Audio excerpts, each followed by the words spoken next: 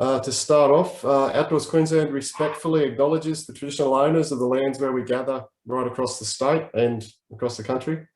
We pay respect to elders past, present and emerging, and acknowledge the important role that Aboriginal and Torres Strait Islander peoples play on the land, sky and waterways that are used for outdoor activities. My name is Dom Courtney. I'm Executive Officer of Outdoors Queensland.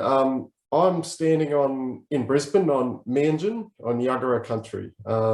If you wanted to, you're welcome to pop in the chat the place and the country where you're joining from today. And Outdoors Queensland also acknowledges the funding provided by the Queensland Government to support outdoor activities right across our wonderful state. I've also got, as I said, my name is Dom Courtney. Mark Squires, our Operations Manager, is my co-host for today's session. I'd like to welcome everyone to another session of Coffee and Conversation. I think this is our 11th scheduled episode for 2021. So, I'm obviously looking forward to seeing the ratings for all of this season, and we'll see how we go with all of the being picked up on Netflix, etc.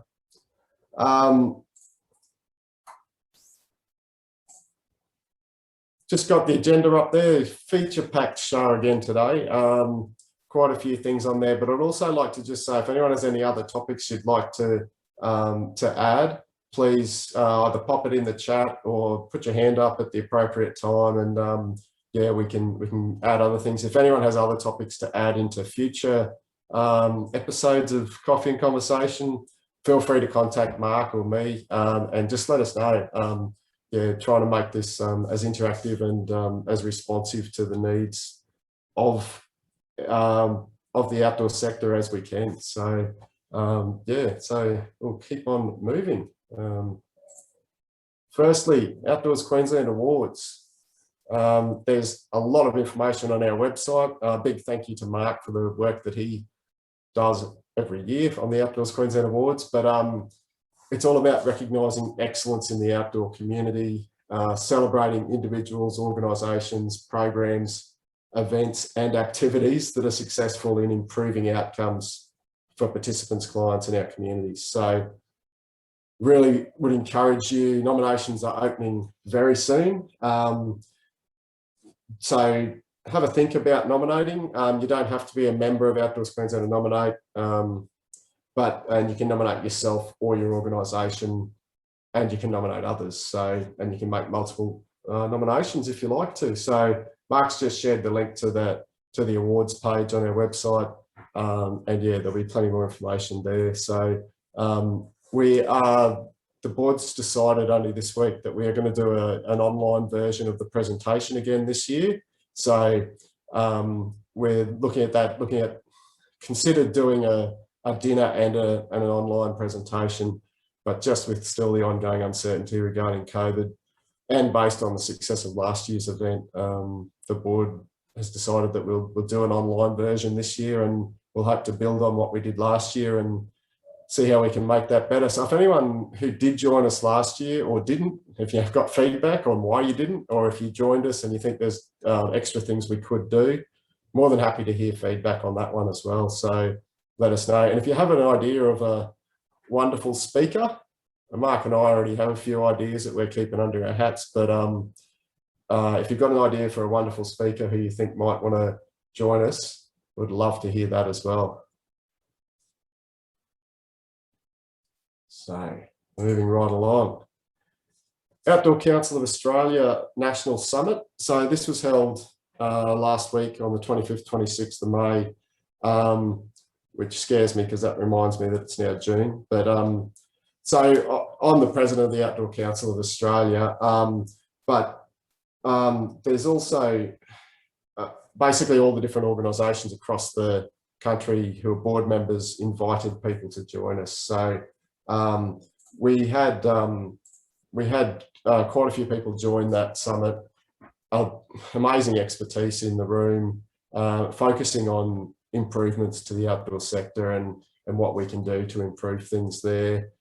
We formed these 5 working groups on the second day to discuss the topics that are on the screen there, so that we split up into breakout groups as a you know, the entire group of about, I think there were about 60 people, and different numbers of people joined those different groups, and looked at those as the 5 big topics that we could discuss and look at how we can make improvements for all of the outdoor sectors. Is probably an important point that this wasn't just about outdoor education or just about bush adventure therapy, just about recreation. It was about or tourism. It was about all parts of the outdoors. So that was an important focus for the summit. I think the part of all of this, I need to say thank you to everyone who represented Outdoors Queensland, as well as the others from across the country. And the big thing is going to be about what happens from here. So these were the working groups for all of those 5 topics I just talked about. There was a whole heap of questions that each working group considered. So what the key ones, probably what are the main priorities that need to be addressed, what steps need to be implemented, and then linkages within the industry and externally to make these things happen, and how do we get people on board. So it was I think it was had a lot of positive feedback on the summit, and people seem to be looking at it as a positive experience. But the big things is what happens from here. So it's not just another talk fest. So it's going to go to the Outdoor Council of Australia board. We've already had quite a few attendees at the summit indicated they'd like to join working groups to move ahead on the topics. We've got to work out, or the Outdoor Council has to work out how to facilitate those groups, develop terms of reference and goals for the groups.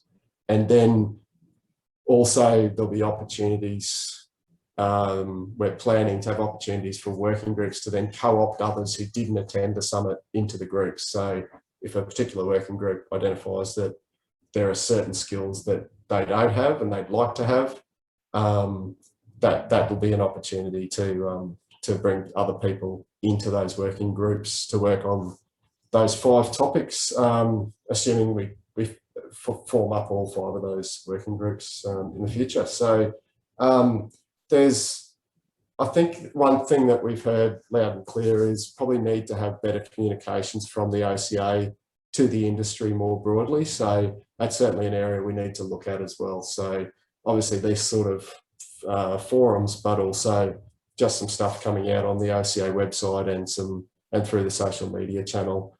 But I think also there'll be a bit of a discussion. There'll be more information coming through the OCA, but also potentially, I think inside the Outhouse next Monday as well. So there's plenty of opportunities to learn more about that, probably, and give it plenty of time. Does anyone have any questions on the summit, or where to from here?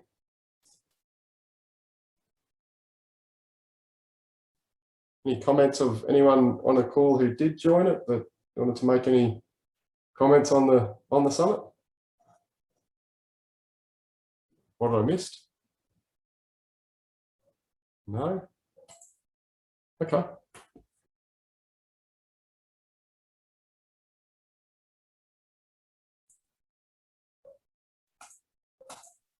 Moving right along, I'll hand over to Mark to speak about the Queensland Conservation Council's online forum that Mark attended this week on behalf of Outdoors Queensland.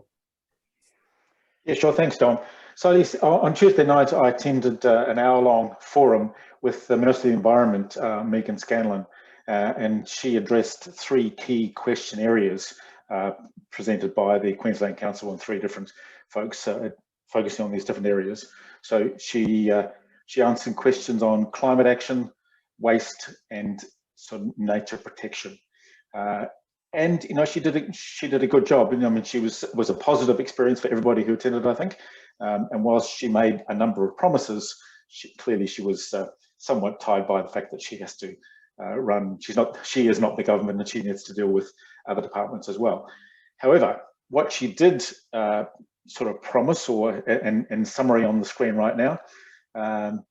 So climate action plan for Queensland in line with Paris Agreement, working with the whole of government, work with other departments to try and deliver that. Carbon budget, no, not quite there yet. And and a promise to increase the climate action plan's ambition and scope over time. So working towards a greater effectiveness with climate action plan. I think, I'm not sure the date, but very soon we hit the date where single-use plastic bags are banned and outlawed, and there are a number of questions around what's next, and there are more things coming and things they're working on. It's pretty much watch this space, but certainly coffee cups were mentioned, and many of us will be keen to see those removed from service. Yeah, waste collection services were mentioned. Again, apparently there are only 4 of the, I don't know, several hundred councils around the state who actually do a complete organic waste recycling service. So it's not great, but again, she's working or trying to work with councils to improve those numbers. And then committed to working with the Conservation Council and other interested parties, I guess, to develop budgets for protected areas going forward, and confirm that in this year that there will be 20,000 hectares added to national parks. I think there are currently 6,000, but there are another, obviously 14,000 in line, and they'll come on board in the next few months. Other than that, she has also committed to repeating or renewing, coming back again, doing the same thing in the future, probably 2 or 3 of these forums a year. So that's also a positive thing. It means that we have a chance to personally put our points of view to her. All right, thanks, Dom.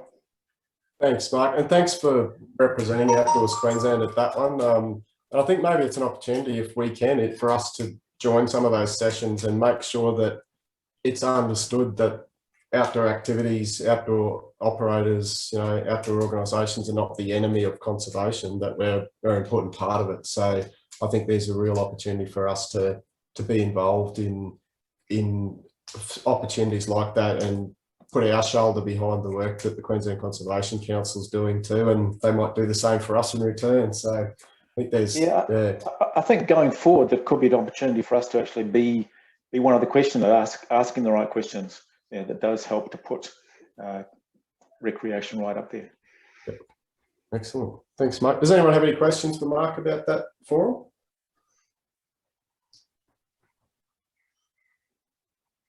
Oh, okay. You must have done a great job. Oh, yeah, there's one.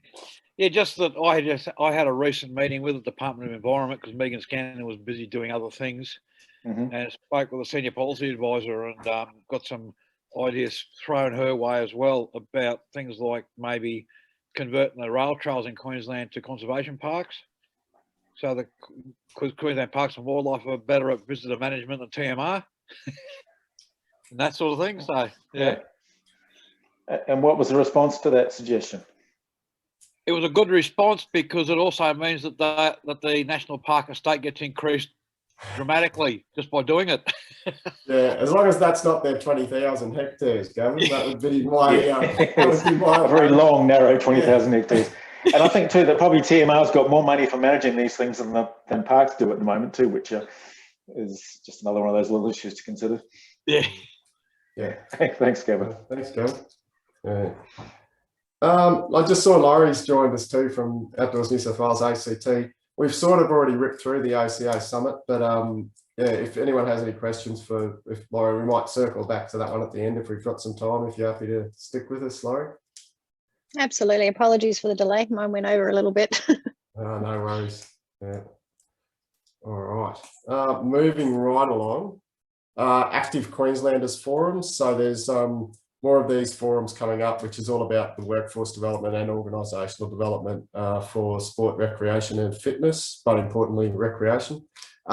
Next week, the Ipswich forum is on Monday.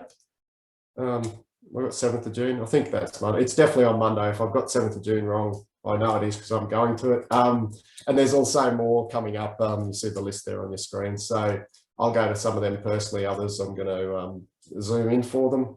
I'd really encourage attendance at these events. It's just about making sure we're represented. And the AQIA, the Active Queenslanders Industry Alliance, Outdoors Queensland's a board member. We have two board representatives, but it's also making sure our presence is felt by having people like you guys turn up to these sorts of events. So if you can, that'd be terrific. All right. Thank you for sharing the link there, Mark. I might hand over to Jason Leslie, invite Jason from Otium, and Jason's also, I understand, on the board of Trek to Health, to speak to us about the Otium National Trek Day, which is coming up in 2 and a bit weeks. Over to you, Jason. Yeah, look, thanks Dom and Mark and to the team there at Outdoors Queensland for giving us the opportunity. I'm just going to try to share screen and see whether that works. Hopefully it does. Everyone can see just the head sort of presentation screen there. Yep. Okay, fantastic. Look, again, thanks for the opportunity. Today's not really about Otium Planning Group, but some of you have probably crossed our path somewhere along the line. So we're all things planning when it comes to sport, recreation and leisure. We predominantly work with all tiers of government, a little bit with education, a little bit with property development. But more importantly, within Otium Planning Group, across our entire team, we all have a really strong interest in being active, both ourselves individually and our families. Some of that is in the sporting space, but a lot of our team members are really passionate about outdoor active recreation. We've got a number of sort of avid trail runners within our group that's trying to get some of us that are less active a bit more outdoors ourselves and fitter and so forth as well. But importantly, what I am also sort of representing is I'm a really proud director of a relatively new charity called Trek to Health. And Trek to Health, really briefly, is an organisation that's been formed to help both our return service people and our first responders that are experiencing mental health difficulties. And you'd well be aware, I imagine, within this group, in terms of either some stories that you'd have with your own family members, perhaps some of your friends and work colleagues that have sort of going through some of these difficulties as a result of the work that they do. And again, whether that be in the ADF or whether that be as one of our first responders. What we're learning is that a lot of those people, the biggest barrier to trying to provide the services, and there are a lot of services, there's a lot of assistance out there to help people through those difficult times, but it's the first step. It's that first barrier to actually get the people outside their front door and to link up with some of those services, start to feel more comfortable in the presence of other people again, and aspects along those lines. So what we do at Trek to Health is exactly that. We try to get people out of their front door, into nature, being physically active. And again, I don't have to converse with this group in terms of the benefits in terms of that type of activity. But what we also then do is to build a relationship with those individuals so that we can start to link up, understand what their specific needs are, and start to link them up to the support, the services, the professional help that they need. So that's really what Trek to Health is about. From an Otium perspective, we've got offices throughout Australia and New Zealand. This is the first national trek that we're going to run, and it's just 3 of our offices to start with. One trek in Brisbane, which is around the Enoggera Reserve, which is an 8K trek, trying to make it accessible for most members of our community. We'll concurrently be running one in Sydney in the Blue Mountains and in Torquay in Victoria, subject to what happens between now and the 20th of June and in that part of the world. And then what we hope to do over the coming years is actually expand that out to the other locations. We're about to open an office in Perth by way of example. But so from an Otium perspective, we see some real synergies in terms of the nature of the work that we do, but the people we have within our organisation and the benefits, I guess, of those that go through the Trek to Health program that are really important members of our community, and to try to provide some assistance there. So what we're doing on the 20th of June, as I mentioned, in those locations, is effectively having a fairly short trek in those 3 different states. Registration individually is $55. 100% of that goes to Trek to Health. And the more of that registration income we can generate, the more people we can put through the programs. It's not just a one-off program, it's worth mentioning. So this is not about just one trek and then we leave them alone. There's a number of people that will work with these individuals and groups over several treks, over several meetings, over several testing opportunities as well, and really take them from where they are at this point in time and try to bring them out the other side as best we can. So I'm going to just shortly share a bit of a video which talks about what the trek is and what Trek to Health is in a little bit more detail. I'm conscious of your time this morning. I just want to make the point that if you're unable to participate, and we'd love to see you there as an individual, you can still donate to Trek to Health via its website. And as organisations, as companies, you can actually donate as a group as well. And you can do that directly through Trek to Health, and we can give you some good recognition and promotion through our various stakeholder relationships and give you a tax deductible invoice and aspects along those lines. So I'm going to share a video. I hope this works, the technology that you'll be able to both see and hear the video. And then we'll just touch base at the end. And again, thanks for your time this morning.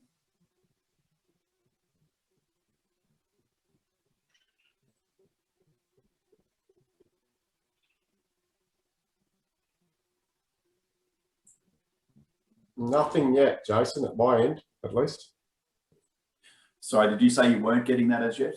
No. Okay, bear with me one moment.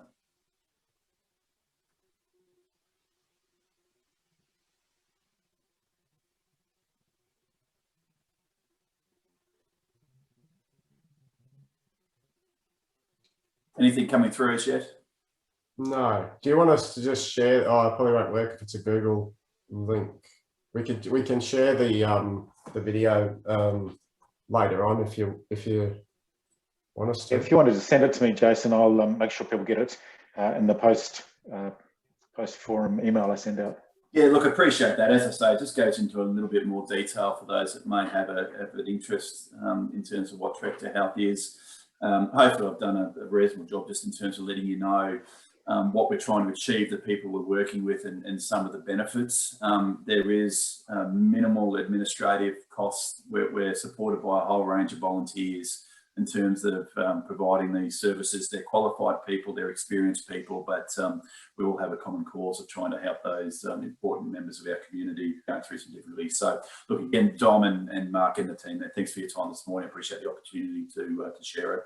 I'll stop sharing screen now and hand back over to you. Thanks very much, Jason. Yeah, I think really happy to support the work that Trek to Health's doing.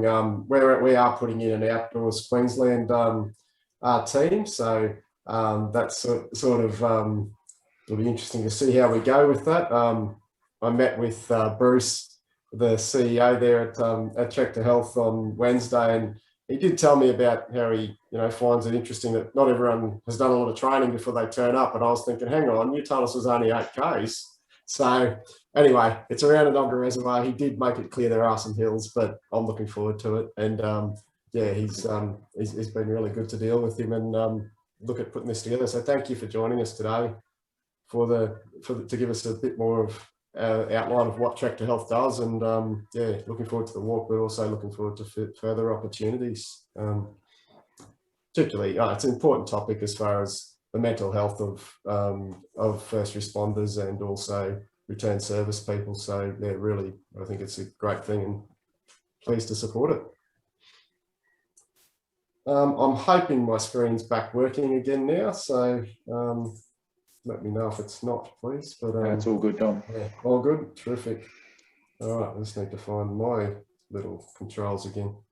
All right, inside the Outhouse, I don't know if there's anyone from inside the Outhouse with us today. I did see the list before. I didn't see any of the orators, but on Monday, their session Monday evening, I think it's going to be focused on the Outdoor Council Summit and where to from here. So I think that'd recommend, if you want to join that one, that'd be terrific. So feel free to join us. So always like to give a plug to that one. That's another, basically Inside the Outhouse was started up last year purely as a way of providing mental health support to people in the outdoor sector. So it's another little linkage there with the area Jason was just talking about.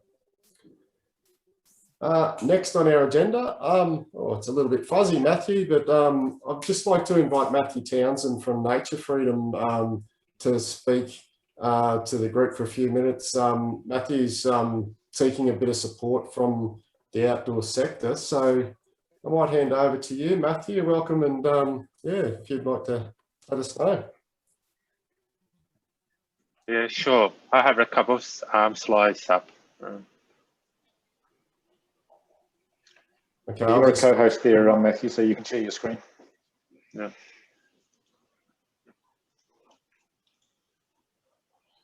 All right, everyone can see it pretty well. Yes, all good. It's good. Good morning, everyone. Hopefully you're all keeping warm, despite it's really windy out there. It's a bit cold. So, I know I have been on here a few times. I'm pretty sure most of you already met me before. At the moment, we're just starting to feel a little bit of the pinch in preparing for the next financial year. To elaborate, who we are, so I'd explain that to the people who haven't know what we do. So who we are, so we're a not-for-profit social enterprise organisation to supporting young people for more walk life and enjoy outdoor nature activity.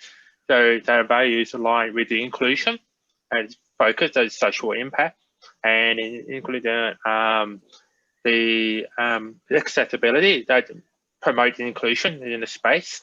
So we have been running a few activities that involve the people who enjoy and find passion.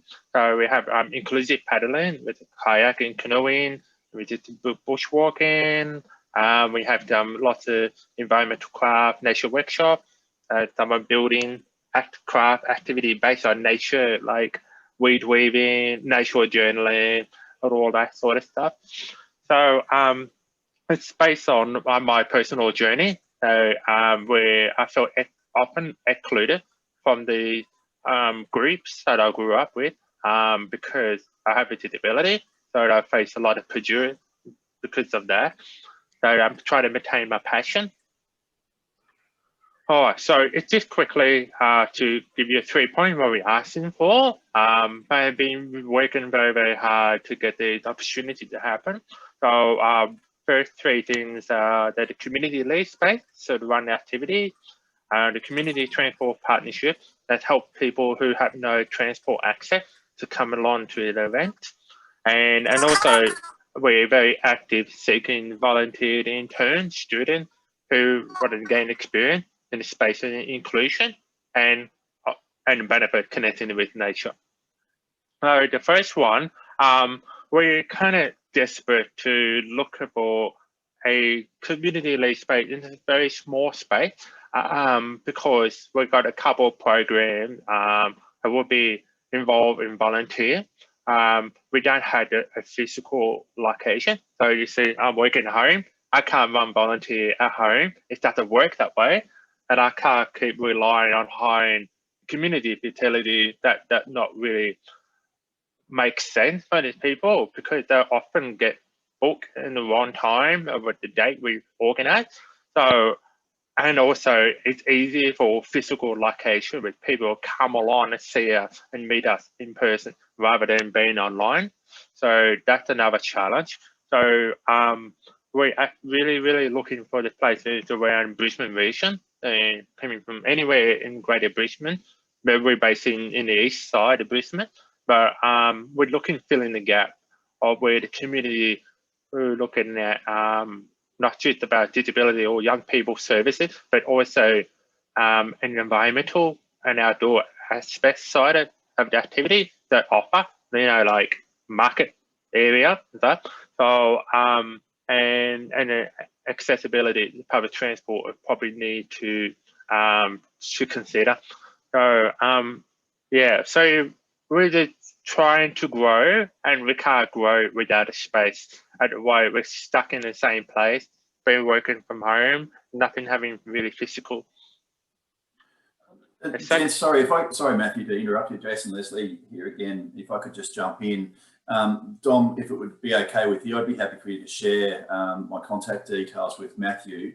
Sounds like there's a lot of synergies in terms of what you're doing and the space you're looking for in terms of where our office is set up at Noggera Reserve. So I'd be happy to maybe have a bit more of a discussion with you and talk to our CEO about that if you like, Matthew. I think we might be able to tick a lot of those boxes. Okay, cool. Thank you, Jason. Yeah, Or I thanks, can have a... Jason. I'll link you guys up there. I'll send through the details. Okay, thank you. Yeah, the second one is a community transport partner. It's think about like not everyone have a car or relying on a car. So it's really aligned to that environmental impact when you try to encourage carpooling or the active transport. So often our events are mostly where public transport does not exist. So it's really difficult where someone, any part of the city come to one place. I had one participant took 3 buses to get out the paddle event. That was so bad. It took more than an hour to get there, where it's supposed to be a 15-minute drive. So, and also our feedback are people who never made to our event. It's because they have no option. So, and that's what I thought. It's much more easier to work with the partner that can work with community, so we can work together to offer the transport solution. So we prefer that who can have the benefit of working with along with Nature Freedom, not just as a volunteer, but also participating in the event. So it's really, really good. So we can give them an opportunity in return, and recognition of their values as well within our community. And the last one, volunteer intern student. Again, if we have a physical location, they will support this. So we've got 2 big potential projects that are working on supporting the volunteer to upskill the experience in the nature and outdoor space. So that will help to drive the growth in the inclusive sector. And also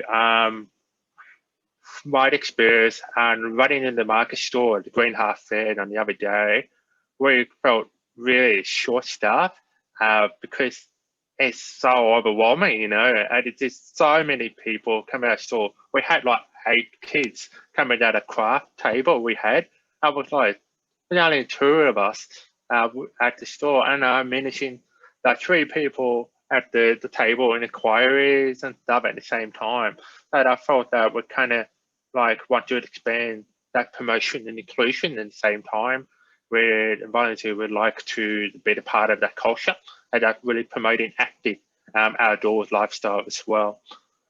So they could see the potential role that can involve coordinating the volunteer team to have the experience in volunteer coordination.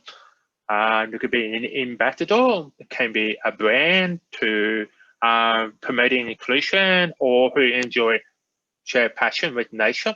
So I would say I'm just trying to inspire young people to do something.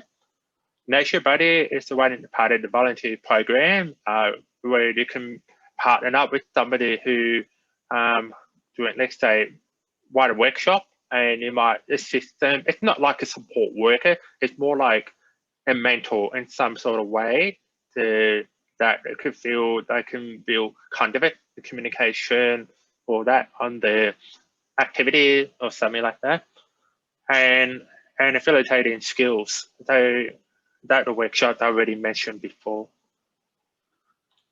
All right, so last slide here. It's to get your idea why we asking those 3 things. It's because looking on our pipeline, we have enough in new financial year. We have a lot of things going, and I thought it's really good to make it happen, because where we are a startup, so business, so I thought it's really important to keep going, keep trying and push in there. So we have lots of projects that are actually very active, and expected it will be worth the time for the people who be the part of the program. And we have formed a lot of partnership, including Camp Association Australia, on as part of the expansion plan for the inclusion in this camp recreation space. And then the Nature Walk program, the council from Brisbane are asking us to launch that program as well. So I think about that big picture, what's going to happen. If you look at this time next financial year, you see this why it is important for us to get that opportunity happen. Anyone have questions or something, advice or feedback? I'm more than happy to have a chat. Terrific. Thanks, Matthew. Mate, well done on all the work that you are doing, and good luck with the next phase. It looks like you've got a lot on your plate. So yeah, I hope people can help you or even refer other people who know about what you're doing to some of that. So yeah, I'll just go back to sharing my presentation. But yeah, if anyone has any questions for Matthew, please either contact him directly or you know, you can I guess if you could put some stuff in the chat right now. So yeah, thanks very much, Mike. Does anyone have any quick questions for Matthew? No, but if anyone needs Matthew's details, Mark shared the website in the chat there too, and we can also link you up with Matthew at any time. So terrific. Moving right along, if I can find my controls. It does this when I share my screen and muck around with it. Terrific. All right. We're also joined by another guest speaker today. It's World Environment Day tomorrow and World Oceans Day on Monday. We've also got, I'd like to invite Damon Angelopoulos, I probably pronounced your name wrong, mate, I'm sorry, from Outdoors People for Climate Action, to give us a bit of a brief summary on what the Better Future Forums is all about and how we can potentially all be involved. So over to you, Damon.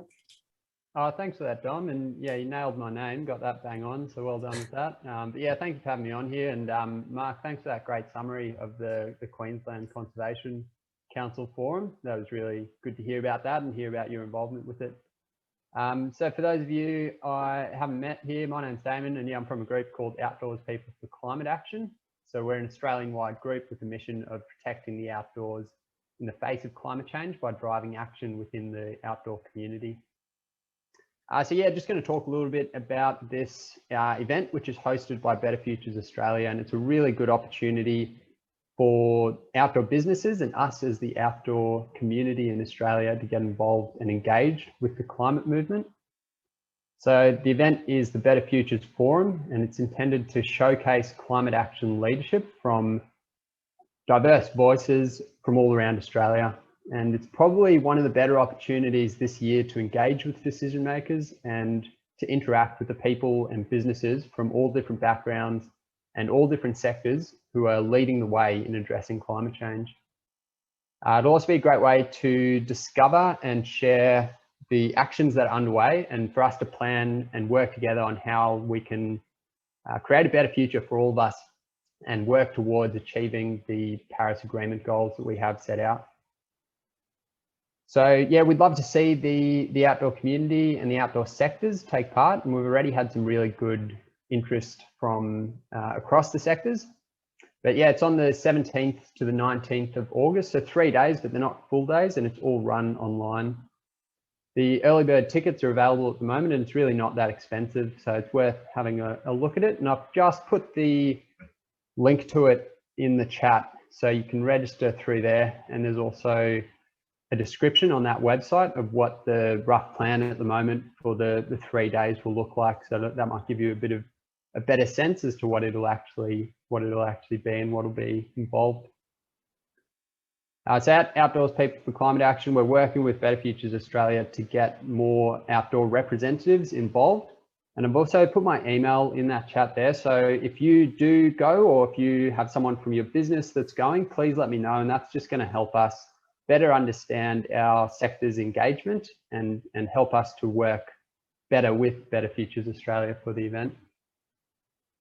Yeah, that's probably about all that I had on that event. So if you are interested, please get in touch, and we'd love to hear about it. And also maybe just while I'm here to shamelessly give us a plug, I've put the link to our website on there, so you can learn a bit more about Outdoors People for Climate Action and join our community of climate engaged outdoor businesses by becoming a supporter through the website. And that's probably the best way to get involved with our work. But yeah, thank you very much for your time today. And I'll pass back over to you, Dom. Thanks, Damon. I haven't seen your chat stuff, but I don't know if that's just me, my world. I just saw your email there. Okay, all good. Thank you, mate. I've registered as well. I saw Laurie said she's registered. It's actually, I think it's 50% off as an early bird rate up until the end of June, which I couldn't pass up. So, you know, as another non-profit, you've got to jump in when you see those things. And there's special non-profit rates. And I did notice too, I think I saw there's, I think it's even a free rate for Aboriginal and Torres Strait Islander people on the forum, which is an amazing initiative as well. So well done in your support for the Better Futures Forum, mate, and thank you for telling us about it. So I think it is important for the outdoor sector to have a strong voice there. So thank you for leading the way on that one. Yeah, and thanks for speaking to us today, Damon. I appreciate it. Cheers. Moving along, the 2021 Australian Livability Census, just to let you know, that closes 30th of June. It's certainly worth doing. It's about how good your local neighbourhood is, and it's about trying to contribute data to that so that we can probably maybe make some improvements in relation to that. So I think they said there's 70,000 people already done the survey in previous years, and they're looking to improve things. So just wanted to mention that one again. I mentioned this a couple of weeks ago, the Acara Curriculum public consultation.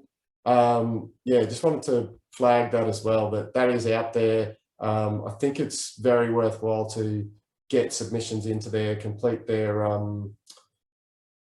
survey about it, and making sure that the outdoors is considered in relation to the curriculum, and making sure that it has its place as it fits in within a tool within the education system that we know outdoor experiences and outdoor education is. But yeah, it's a really important piece of that as far as helping students to strengthen themselves and build respectful relationships. I think the outdoors certainly has a big role in that, and I'd like that relationship to obviously include the relationship with our planet as we again reflect on World Environment Day tomorrow. Yeah, so just like to, Mark's just mentioned the link there, put the link in the chat, so if you get a chance, please have a look at that one if you haven't done so already. Right, moving right along. COVID safe future, and I've got to say we haven't had a lot of updates. We're obviously thinking of what's going on in Victoria with the lockdowns and the situation down there. So yeah, to everyone in Victoria, obviously our thoughts are going out to you, and I know that New South Wales is also dealing with some issues as well. So yeah, it's a little bit of a different picture for us, I suppose, at the minute, but it's still a reminder that we need to stay vigilant. We need to make sure that those new normal protocols at the bottom of the page there, we're all doing those things and ensuring that they're happening within our organisations and that we're doing it personally. You know, it's the simple things that I don't think we ever would have talked about if we were having an outdoors forum previously about making sure we maintain good hand hygiene. I don't think we've had too many classes on that before the last 18 months, but yeah, it's been an interesting time. So that hasn't changed since April. So we're still at the same point.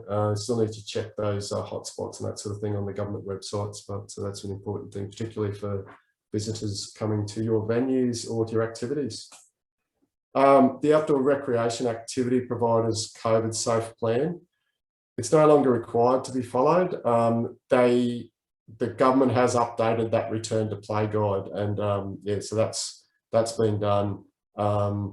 This is an important case that it's all, the return to play guide still has the information about the contact when engaged in the activity. So they talk about on the field of play, which also applies to outdoor activities. Yeah, so you don't have to collect contact tracing information, but if you are doing that and you've got all those systems in place, you can still keep doing that.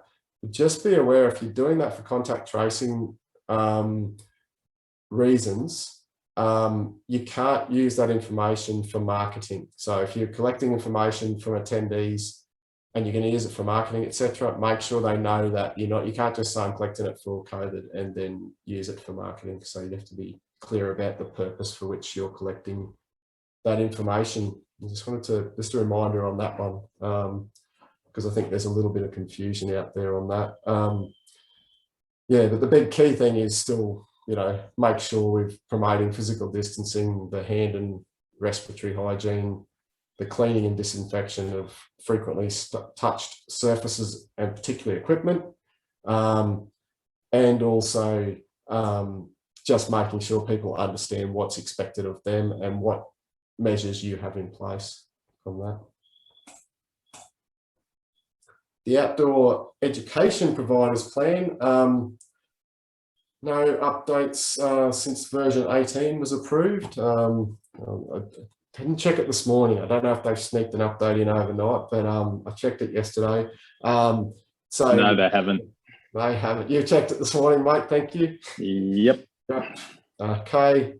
That's a little bit frustrating because obviously the roadmap has been updated. So basically the roadmap overrides the specific things in the plan if there are any inconsistencies, and there are at the moment. So this next slide, which is exactly the same as what we talked about 2 weeks ago, buffet self-service, still seeking confirmation on that from Queensland Health.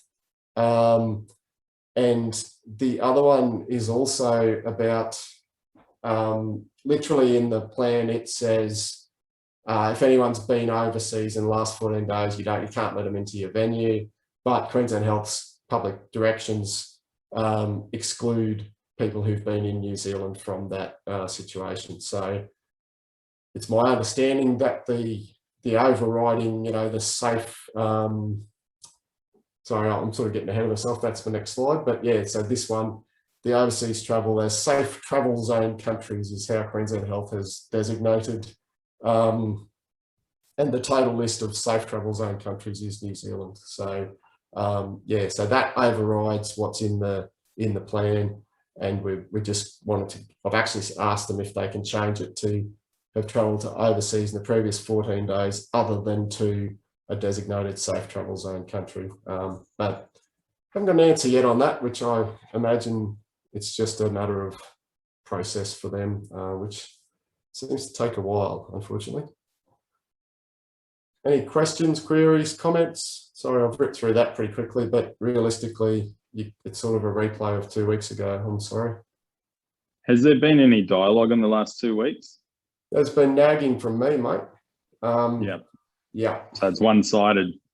Well, all I get is, yes, we are chasing it. So I'm talking particularly to Sport and Rec, and they've told me they're chasing it up with Queensland Health, and that's the process that we've got. I don't think Queensland Health wants me nagging them directly. So I'm nagging Sport and Rec, and I understand that they are, well, they're telling me they are following up. They wouldn't use the term nagging, but I'm happy to, because sometimes that's what I need to do. So yeah, I'm not just sitting back waiting for them to reply to us in hope. So yes.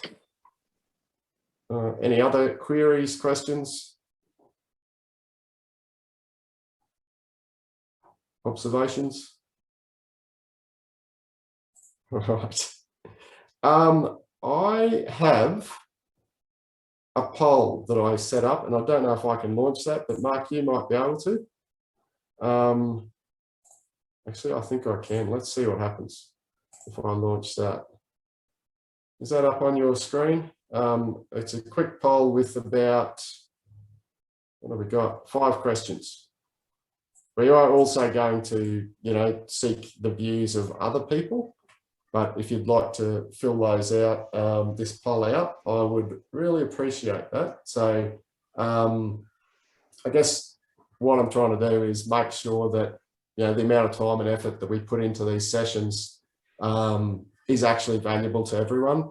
Haven't made any decisions about any changes, and certainly wouldn't do that just on the cuff. But yeah, just wanted to know if there's things we should do differently, change the format, what you want to hear about. And I've also, I put one in there about more guest speakers, if you'd like that. And also opportunities to pop some information in the chat if you can suggest someone, or even just, again, speak to Mark and me if you want to volunteer to be a guest speaker to tell us about something wonderful that you're doing. More than happy to have that as well. So yeah, I really appreciate that. I'll just give that another minute or so for people to fill out the chat. My last question I thought was a pretty silly one, but I thought I'll throw it in there anyway, just to see if you're paying attention. So, yeah, I guess this is the this is really about understanding for myself and Mark. What we're doing. It's not just about trying to get you to say, yeah, you're doing a great job. I really want the feedback on what we should be doing more of or less of, or anything else. And more than happy for you to send me an email as well. I don't know about that comment. Gavin's just said nothing's ever silly. Tanya, you just popped yes in. I'm not sure if it was yes to what, but I'm just scrolling back through the chat. Sorry if I'm distracting you from the. I might just close off the poll there unless anyone's desperately wanting to finish it off. But 100%, it says it's still relevant. So wow, that's awesome. Thank you. I'll just end that off. I might very quickly share the results, and I don't know if you guys can all see that. So quite a few have said fortnightly is perfect. A few said would prefer monthly. A little bit of suggestion on 45 minutes, and no one wants 90 minutes. Okay. More guest speakers, yes. Oh, there's a few yeses, and a couple said, no, I just want to hear about COVID, and I'm sorry for those couple, you didn't get much of an update this week, this fortnight. Introduce separate sessions on specific topics. 70% said, yeah, if the topic's interesting enough, I'll join you. So that's terrific. And then, as I said, 100% said it's still relevant. So thank you for that. Yeah, that's great. And I'm hoping, Mark, we have a way of saving that information somewhere in this modern world.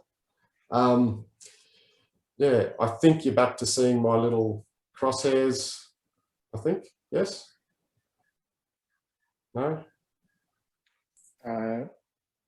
Yeah, Don, we can see that. Okay, cool. Thank you, Mark. All right, I'll just close that off. All right. We have still got a little bit of time. I did notice Gavin put a comment in about Ipswich Council's hosting an outdoor rec forum sometime in June and July. I haven't heard that yet, so I might have to follow that up. If you've got an email about it, Gavin, if you wouldn't mind sharing it, or if you've got more info. Well, I was at a meeting yesterday with 2 Ipswich City Councillors about the Boonah Ipswich Trail, actually, and they mentioned they're looking at more outdoor recreation programs in Ipswich, and about getting a forum together in later this month or July. So it's just preliminary I got, and I thought I'd pass it on to you anyway. That you might get it. I said to them that Outdoors Queensland should be part of that forum as well. So yeah, terrific. Thanks, Gavin. No, yeah, definitely would like to be involved in that. And the other one you mentioned as well, Gavin, back to the start of the show.